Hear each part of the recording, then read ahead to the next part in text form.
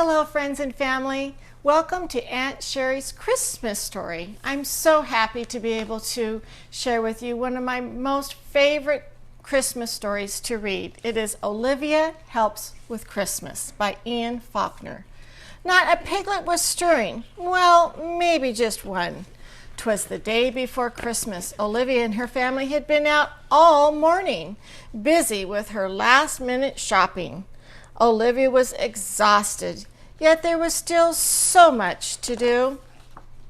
Olivia told her father and Ian to put up the tree, so they're working on it, so she could help her mother with William's lunch. Olivia, what are you feeding him? Blueberry pie. Oh, darling, that's going to make him sick. Oops. Oh, my goodness, what a mess. By 4 o'clock, Olivia was getting impatient. Sweetheart, Santa won't be here for hours, said her mother. Now wipe the soot off your snout and help me untangle these lights. Okay, here she is. She's getting started. She's doing pretty well. She's getting kind of tangled, more tangled. Mommy! Darling, it's much easier if you plug them in first. There, isn't that better? Now look at Olivia. She is a big tangled mess of lit Christmas lights. Finally, the tree was trimmed. 5 p.m. Santa watch. No Santa. Rain. Olivia wanted to be even more help. Mommy, may I set the table for Christmas Eve dinner? Oh, yes, Olivia, that would be very helpful. Why, that's beautiful, darling. Where did you ever find that perfect little tree? Uh-oh, looks like, look at the saw in the corner. Olivia cut off the very top of their own tree for the decoration. Would you like to help me build a fire, Olivia? Daddy, what could you be thinking? Do you want to cook Santa?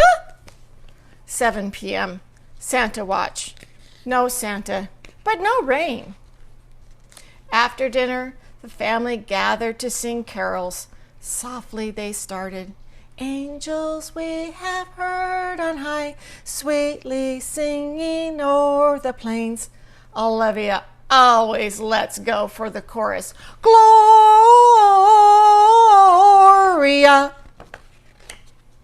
Finally, the most important task of the night, leaving treats for Santa Claus. Olivia said, now it's time to wait.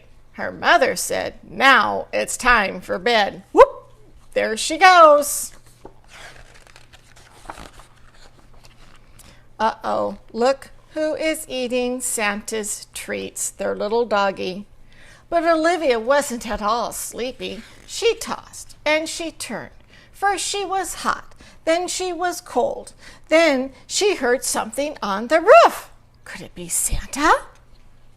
No, just a raccoon. It seemed she would never get to sleep until she woke up and saw it was morning. Olivia ran to get her brothers. Noisily, they crept down the stairs. Snow! Presents! Stockings! And look, cried Olivia, Santa ate all the cookies and milk. Burp, says the dog. Now, children, said Olivia's mother, finish your breakfast and then you can open up your presents under the tree. Oh, look at her little brother. Look at this little guy right here. It looks like someone just learned to walk. Some of Santa's offerings were better than others. Pajamas, skis, sweater, sled, booties, maracas. The children thanked their parents for a wonderful Christmas, and Olivia announced, now I have a present for you. It's a self-portrait. Won't it be beautiful over the fireplace? Look at her parents. Well, said Olivia, I think I'll hit the slopes. There she goes. Zoom, zoom. Oops, she fell face plant. There goes her little brother Ian. with the sled. Zoom, zoom. Skiing takes more practice. Olivia and Ian worked all afternoon to make a snowman. Now look what Olivia did to dress the snowman.